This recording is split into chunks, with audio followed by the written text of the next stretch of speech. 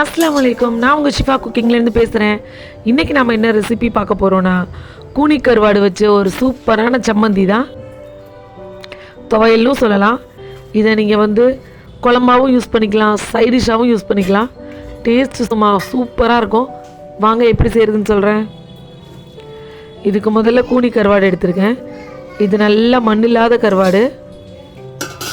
இதை ஒரு கடாயில் சேர்த்து அடுப்பை நல்ல லோ ஃப்ளேமில் வச்சுட்டு நல்லா வறுத்து எடுக்கணும். அதாவது இது கலரும் கொஞ்சம் மாறணும், கொஞ்சம் கிறிஸ்பியாகவும் ஆகணும்.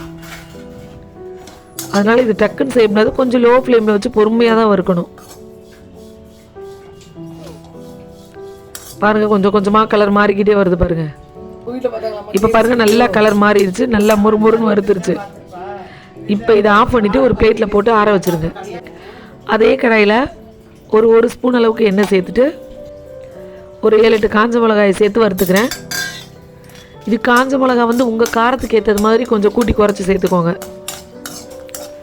மிளகா நல்லா வறுத்த உடனே மிளகாயை வெளியில் ஒரு பிளேட்டில் மாற்றிடுறேன்.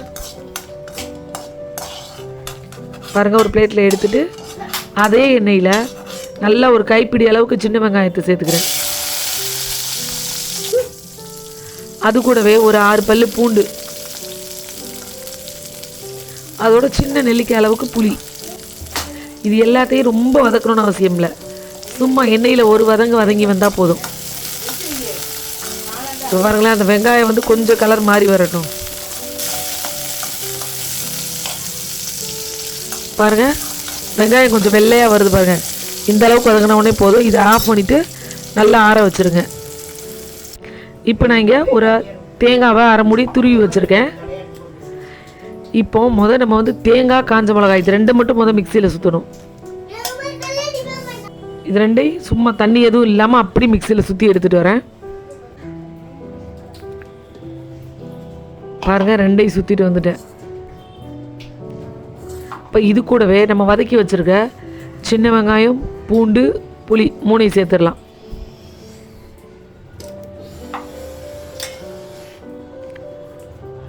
இது கூடவே நம்ம வறுத்து வச்சுருக்க கருவாடு, கூனி கருவாடையும் சேர்த்துட்றேன். சேர்த்துட்டு நல்லா ஒரு வாசத்துக்கு 2 கொத்து கருவேப்பிலை சேர்த்துக்கிறேன். அதோடு இந்த துவையலுக்கு தேவையான அளவு உப்பு கருவாடுங்கிறனால பார்த்து சேருங்க. அதோட 1/2 ஸ்பூன் மிளகாத்தூள். இப்போ இதை கொஞ்சம் கொஞ்சமாக தண்ணி தெளித்து நைஸாக அரைக்கக்கூடாது, கரகரப்பாக அரைச்சிட்டு வரணும். இப்போ பாருங்கள், நான் அரைச்சிட்டு வந்துட்டேன். இப்போ பார்த்தீங்களா, நான் நைஸாக அரைக்கலை, கரகரப்பாக தான் அரைச்சிருக்கேன். அவ்வளோதான், ஒரு சூப்பரான கூனி கருவாடு சம்மந்தி ரெடி ஆகிடுச்சு. இதை நீங்கள் சுட சுட இருக்கிற சோத்தில் போட்டு மேலே கொஞ்சம் நெய்யோ இல்லை நல்லெண்ணெய்யோ விட்டு பிசைஞ்சு சாப்பிட்டிங்கன்னா